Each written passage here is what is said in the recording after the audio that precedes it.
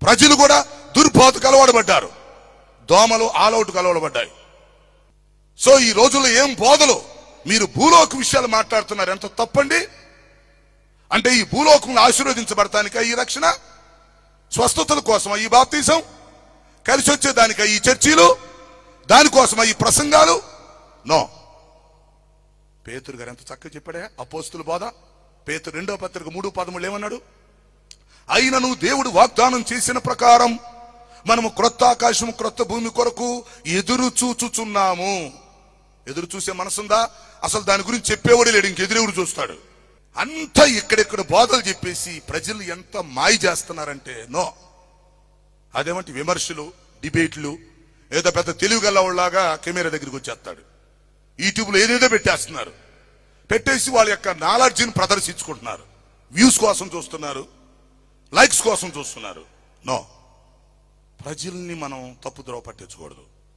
మనం ఎదురు చూసే దేనికి తెలుసా? నూతన ఆకాశం నూతన భూమి కొరకు దేవునికి స్తోత్రం. ఎందుకంటే పాత సృష్టి ఆల్రెడీ నాశనం అయిపోయింది. అది మొదటి సృష్టి. రెండవ సృష్టి కూడా త్వరలో నాశనం అయిపోవటానికి సిద్ధంగా ఉంది. ప్రస్తుతం ఉన్న సృష్టి మొత్తం నాశనం అయిపోయిద్దని పేతురు రాసిన 2వ పత్రిక 3:8 ఉంది. ఈ సృష్టి కూడా నాశనం అయిపోయింది. పంచభూతములు మీ కుటుంబని ఏండ్రముతో లయమైపోవును, ఆకాశము గతించిపోవును, భూమి అందులో ఉన్న కృత్యములన్నీ కాలిపోవును. బైబిల్ క్లియర్ గా చెప్తుంది. ఈ సృష్టి నాశనం అయిపోయిద్ది అని చెప్తే నువ్వు ఆశీర్వదించబడతావని చెప్తావా? అంత అబద్ధంరా నాయన. ఈ సృష్టి నాశనం అయిపోయిద్ది అని బైబిల్ చెప్తుంటే దేవుడిని దీవిస్తాడు, దేవుడిని స్వస్థపరుస్తాడని చెప్పి అంటే ప్రజలకి తాత్కాలికమైనటువంటి ఉపశమనం కలిగిస్తారా? తెలుగు 2 రాష్ట్రాలను, తెలుగు ప్రజల్ని నూతన సృష్టి కోసం నడిపించడానికి, తాత్కాలిక ఆశీర్వాదాల గురించి మీకు చెప్పడానికి కాదు మేముంది. ఏదో స్వస్థతలు, ఈరోజు స్వస్థత రేపు చచ్చిపోతావు, ఏం చేస్తావు?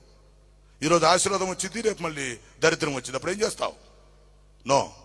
అసలు మనం రక్షణ పొందేది దేనికంటే నూతన సృష్టి కోసం. అది మాట్లాడండి సంఘాల్లో. మనకు రక్షణ ఎందుకురా నాయన, మనకు బాప్తిస్మం ఎందుకు, పని పాట లేదా అంటే ఇది నూతన సృష్టి కోసం.